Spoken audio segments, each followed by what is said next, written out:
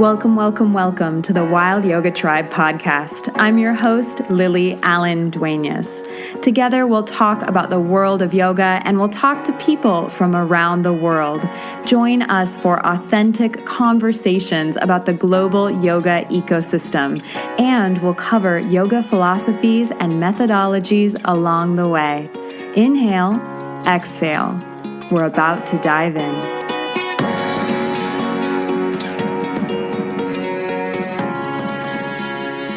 Welcome, welcome, welcome to the Wild Yoga Tribe podcast. Here on episode 6, I welcome my yoga teacher from Nepal Yoga Home in Kathmandu.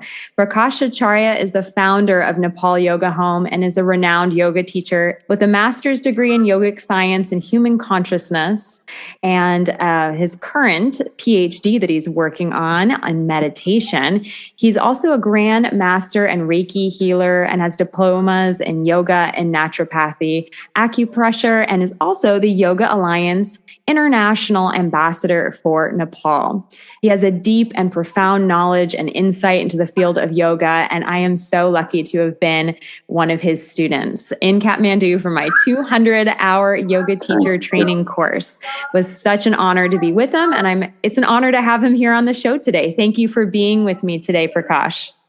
Thank you. It's my pleasure to make you part of the Nepal Yoga Home family. We have the concept to make the whole globe as a family, and Nepal Yoga Home is a small practice to make that. It's beautiful. I know you do have yoga students come from all around the world to be with you, though, right? Almost every country, I feel like, has to have come through your doors. Yes, we have more than 150 different countries people here, and many people from the many different corners of the world, they come to attend yoga teacher training course, yoga retreat course, Ayurveda course, and different healing like singing bowl and Reiki healing courses. And people come from all over the world. What is one of the most important things you have to teach your students that come to you? Okay. Especially what I think is people need to understand the essence of yoga, because nowadays the yoga is going far from the essence, far from the origin, That's why I would like to give the real informations of the yoga, which is what is yoga and what is not yoga. People should be clear. And if the yoga is not fit for them, they can go in a gym and they can go in other exercises and they can go in other athletes. If they really seeking the truth, if they are really seeking the bliss, peace, and they can go in yoga. How is yoga different from the gym or from something that, you said we're going far away from the essence. So what is at the essence? Let's define that. Okay. Very, very good questions. The essence of yoga is to find yourself, to find the truth, to find the bliss, to find your real existence, which is eternal, and which you are free from all the fear, all the dogma, all the principle, all the boundaries. Heart of yoga is meditation, but we are missing that part. And just on the name of yoga, we are doing different exercises. Meditation is why we do asana, right? Yes. So when students come to you and Kathmandu from all over the world, do you think that they're really surprised that what yoga really is? Do you feel like most of them kind of have that shock of, wow, that's yoga? Do you think they feel that way? Yes. When I welcome them and I'll make them clear about the definitions, meaning and history and all the process of the yoga, they're really surprised because on their mind, they have different mind setting about the yoga. And when they come to here and they learn the different way of yoga, and they will find the holistic approach of yoga, how we can be master with our own mind, own thoughts, or own emotions, because all we are suffering from our own emotions, own thoughts. So they will be more happy after coming here. Well, Prakash, there's so much that you've taught me that I still think about day to day to day. They pop in these thoughts. You have so many wise words. I love that when you taught me that a yogi is someone who thinks only when they want to think. They choose when they want to think or when they don't. But a vogi, so the opposite of a yogi, a vogi is someone who thinks all the time with chaos in the mind, with no control. I thought that was such a powerful lesson. Do you want to talk about it a little bit more for our listeners? Definitely. Most of us, we are suffering from our own mind. Mind has dual nature. It can give you a liberation. Also, it can take you in a big boundaries. It's like a key. Same key you use to open the door, and same key you use to close the door. If your mind go in the right directions, you go in a more about the liberations. You feel more freedom within. You are going to less suffering from your own mind. Mind is giving you a big celebration in your life.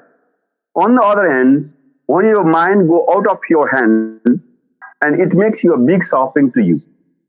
If you see, the normal people, they have almost 60,000 thoughts in a day. Among of them, 95% thoughts are useless. So how unnecessary thoughts we do in a day. All these thoughts is dragging our energy. So if we want to preserve this energy, first of all, we have to minimize our thoughts. And when we minimize our thoughts, then our mind will be more clear and clear and clear. If there is less flow of the wind, the candle can lit very well without flickering. There is many flows of our ego, anger, fear, attachment, anguish, and much more. That is flickering our minds, wavering our minds.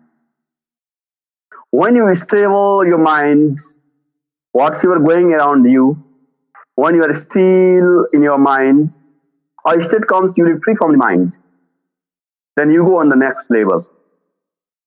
The very important thing is, very first we have to connect body to mind.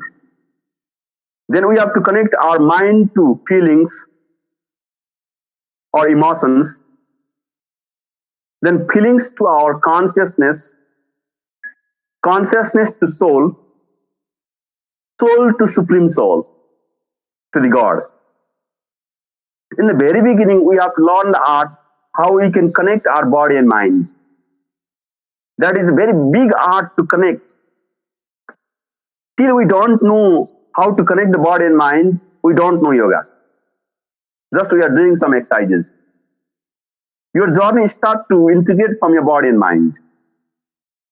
So I think it is a very important tools to connect your body and mind, being very conscious, being very aware.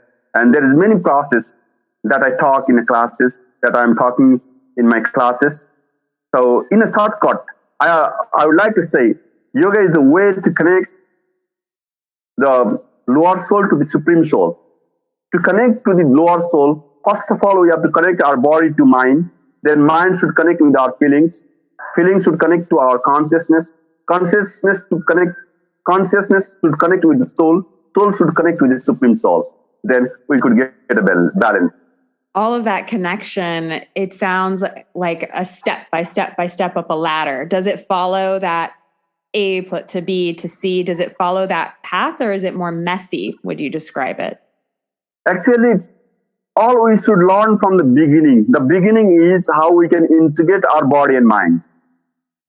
Every teacher, every school says that, oh, you have to integrate, but they don't answer how. The answer how is very important. Many teachers say that you have to integrate your body and mind, but they don't give the tools. They know why, but they don't know how. It's very important to know how we should connect with oneself, how we can connect body and mind. So that is the very important part of yoga practice. So naturally, if that's the most important part, I'm sure my listeners would want to know how. What is the answer? I know, of course, that's better taught in person in a class, and there's so many elements to it. But how would you describe the how? There is no way to connect body and mind except the awareness. We can connect our body and mind at any moment if we are very aware, if we are very conscious. Suppose you are taking an interview with me. If you are very conscious and you are enjoying with this activity and your body and mind becomes one. Suppose if you are not aware, if you are not conscious, your mind is flickering somewhere else and traveling somewhere else and making a suffering within you. Like this way, when you are cleaning and if your mind is completely there, if you are so aware to make it clean, then your body and mind start to connect. In yogic practice, what it teaches connection, being aware to the breath. While we becomes very aware to the breath, then we'll be free from past and future. Because breath is reflection of the present moment. The very first, we practice the awareness with the breath. And second things, we do the practice of the movement. Nowadays, there is many walking meditation. And when you are very aware to the walking, to your movement, you become integrated with your body. Because your body and mind start to integrate. Like this way, we can integrate with the chakra. If we're very aware to the single point of our energy centers, our body and mind start to integrate. And like this way, we could be aware to the sensation of the body. We could be aware to the surrounding. We could be aware to the music. We could be aware to the whatever happening in our life. Neither past nor future. Just here and now, what is happening? If you are very aware, very alert, then your body and mind start to connect.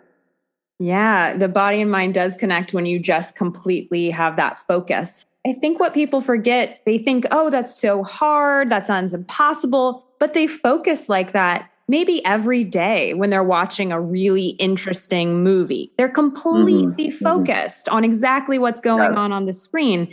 It's just taking that away from an activity like a passive entertainment and focusing on eating an orange, walking, standing in Tadasana feels, just one yoga pose. I think when they remember, oh, I don't need to learn how to focus. I just need to tap into it. I think that's key too. It is great art of life. Like for simply to drive a motorcycle, we learn. To drive a car, we learn. And we don't learn how to move our life. How to drive our life. So yoga is learning how to drive our life. If we have a real practice of the awareness, in a few days you need to practice, and after that it becomes very spontaneous. Like in the beginning, and when the baby goes, and they need to practice to walk.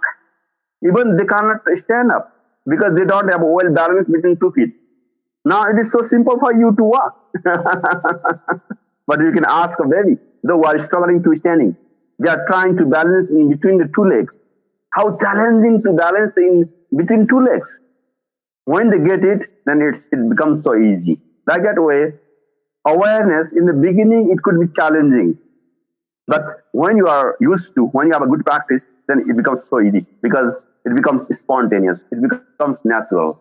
I think spontaneous and natural is something that happens almost without you realizing it at first, and then it happens more regularly. But I also think there's times like the ebb and the flow of an ocean, when we're still on the path, we have to remember there's times where we won't be as connected, and we have to forgive ourselves and have compassion for that as well and continue to strive, because I think there's so many moments where we just lose, we lose something. It's like we lose our faith that we can actually do this because we slide back.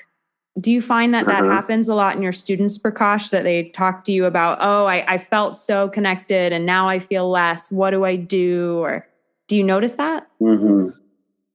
Actually, in our in every human being, there is a three virtue according to the yoga. That is Sattva, Raju, and Tamo. Sattva is very positive energy,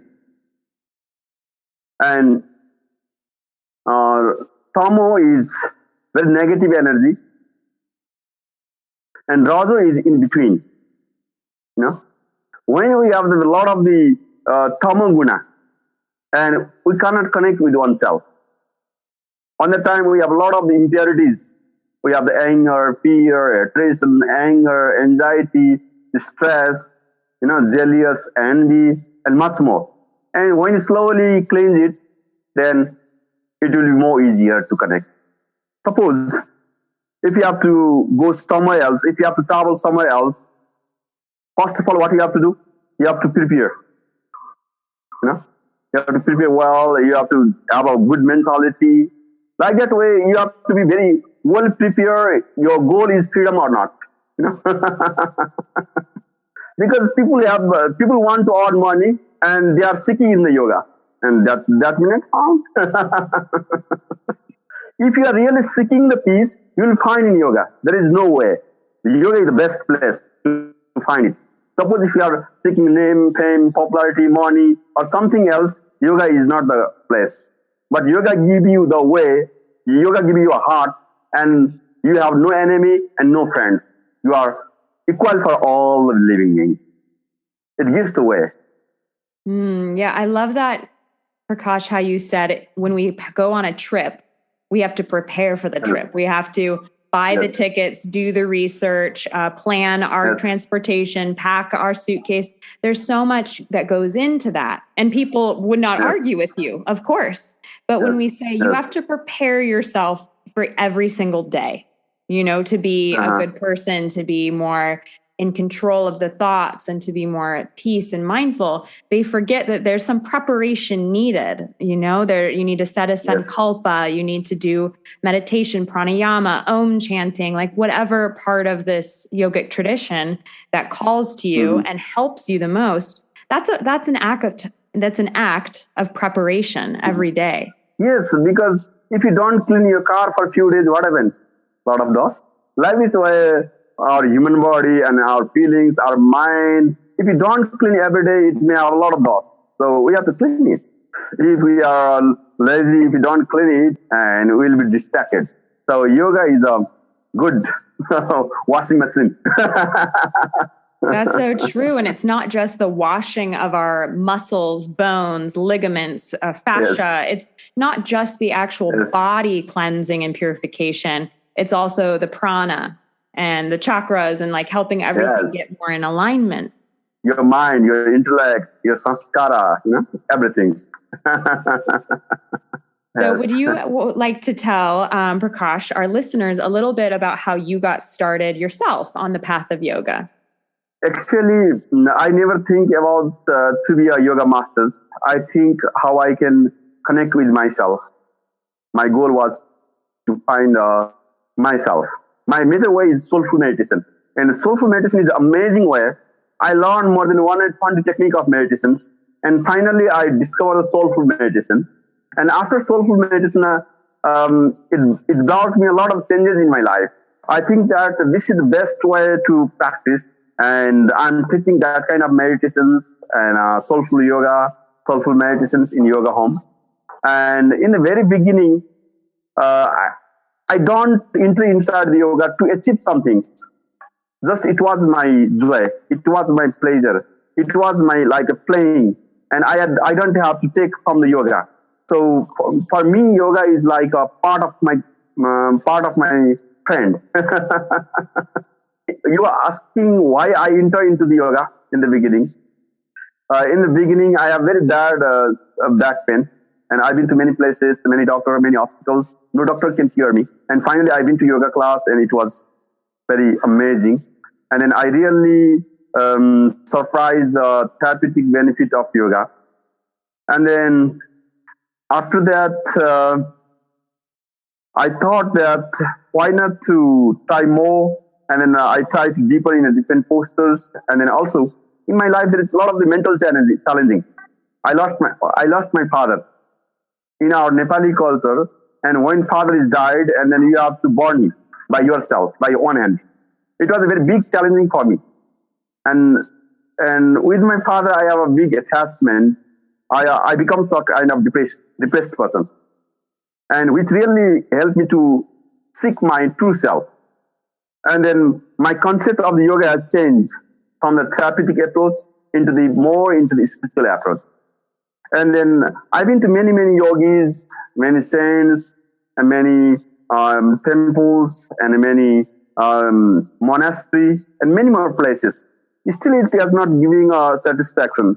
Then I went to university and I did a master degree in yogic science, and it made me more frustrated because they taught me more about the muscles, joints, and nerves on the name of yoga.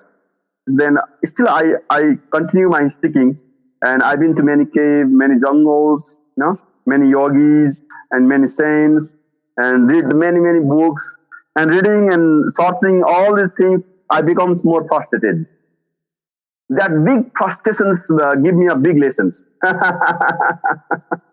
That's why in yoga we say that frustration is your half enlightened. If you are not frustrated, you are not ready to seek your truth. And finally, the meditations one way, and on the edge of the Ganga river, one day I discovered a soulful meditation. After getting that, then I feel that, oh, I got it. Prakash, what makes yoga in Nepal different, or what makes yoga in Nepal very special? The first thing is Nepal is a motherland of yoga, because most of the concept of yoga that is discovered on this Himalayan range of Nepal, and this is the place of the Shiva, where Shiva is born, and who is the inventor of the Hatha Yoga, Tantra Yoga. And on the other hand, in Nepal, Buddha has born. Buddha was born in Nepal, and he gave the very authentic techniques of the liberations, and many more sages, many more saints, and they did a practice in Nepal. So, in context of Nepal, yoga is our culture. Like you celebrate your Christmas in your country. In Nepal, and people take yoga as part of their lifestyles, part of the culture. Nepal is a very authentic place to learn the authentic yoga. And something about Nepal Yoga Home, where you've built it, it's just such a gorgeous yogashala and facility. It faces the Himalayas. It's surrounded by the jungle. There's so much clean and pure air, air and energy there. Yes. I think Nepal's a very special place to do yoga, not just because of the history, but because of the energy that's still there today. Actually, we are in very fine energy because we are surrounded by the Nagarjuna jungle. And Nagarjuna is a very close disciple of the Buddha. And Buddha, he sent him to meditate here on this jungle. So the energy of the jungle is so fine and so amazing and so gorgeous. And so we are healing with that energy. That's why Yoga Home makes more special for all the yoga seekers all over the world. Yes, that's so true. If somebody wanted to come take a yoga teacher training with you or come do a course, do you want to talk a little bit about the courses that you do offer and how they can get in touch with you, like the website name and social media? NepalYogaHome.com is our website. NepalYogaHome @gmail.com is our email address. Prakash, I think I will link to everything, including your Facebook and your Instagram. I'll link that in the show notes and on my website, wildyogatribe.com. It'll all be there. I wanted to ask, you mentioned you're thinking about doing trekking and yoga retreats too. And you also offer, meditation retreats and Reiki teacher trainings. Can you tell us a little bit more about all of the amazing offerings at Nepal Yoga Home? Yes, we offer certified yoga teacher training course, 200 hours and 500 hours. Also, we do the Ayurveda detox course, Ayurveda training course, and Ayurveda retreat course. Also, we do the yoga retreat course. The very interesting things is we do different healing, like sound healing course, Reiki healing course, and we do the certifications. Very nice course it has. And also, very interesting things is Nepal is full of the Himalaya. We have the 8th highest peak of the mountain over 14. We do the many different yoga trekking in Himalayas. If you want to do yoga in Himalayas, if you want to do trekking in Himalayas, you are the most welcome. We have the website .treknepal.com. So it sounds like Nepal Yoga Home is such an incredible source of knowledge for not just yoga, but for all of the things that relates, like, as you said, Ayurveda and Reiki and sound healing. There's so many courses that you offer. And I know that you do them in Kathmandu. That's where Nepal Yoga Home is. You also offer some courses online. Is that right? Yes, we do the online courses, meditation online courses, and breathing online courses. Okay. Well, I think that I will link, of course, all those in the show notes as well as on wildyogatribe.com. So if anybody's interested, I definitely highly recommend Nepal Yoga Home and any opportunity to study with Prakash Acharya and his wonderful team of students or team of teachers and his family. And it's just such a beautiful place to be. Thank you, Prakash, so much for being here on this episode of the Wild Yoga Tribe podcast. It has been an honor to be with you. Okay, thank you very much. Namaste. Namaste. So thank you, everybody, so much for being here today with me and Prakash Acharya. I hope you found this conversation to be enlightening and stimulating and interesting as Prakash shared his insight and wisdom in the path of yoga, the essence of yoga, the way the mind works, and the how element of to control the mind. I think it was such a special time and conversation with him. He is my yoga teacher from my 200-hour yoga teacher training course at Nepal Yoga Home. So thank you again for being with me, and be well. Thank you for being on this journey with me. It has been a privilege to be with you. I know that your time is precious, and I am both humbled and honored that you chose to spend your time with me here on the Wild Yoga Tribe podcast. Remember to hit subscribe so that you never miss an episode. And if you feel called, please share this episode with someone that you think could benefit from it. Leaving a review would also be so appreciated. If you're on social media, I am there too at the Wild Yoga Tribe. You can tap into all the amazing resources on my website, thewildyogatribe.com, and you can meditate with me on Insight Timer and get your flow on with me on my YouTube channel, where I've recorded free yoga classes. If you would like to schedule a private yoga or meditation class with me or a coaching session, you can find the link to do so to book in the show notes or on my website. Again, thewildyogatribe.com. Thank you once again, dear listener, for being with me. May your day be light and bright. May you be peaceful and happy and led on the right path, free of suffering and free of sorrow. Be well, dear one. Be well.